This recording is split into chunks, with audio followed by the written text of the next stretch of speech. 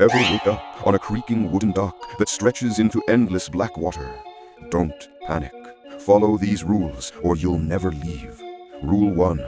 Every hour, a small boat appears with a single lantern. Stay silent and completely still.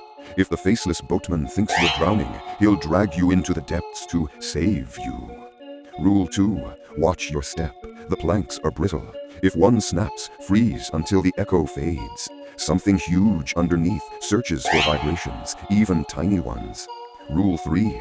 Keep your eyes on the water. If it's perfectly calm, you're safe. If ripples appear, hide. If waves rise, it's already too late. Whatever hunts these waters has found you.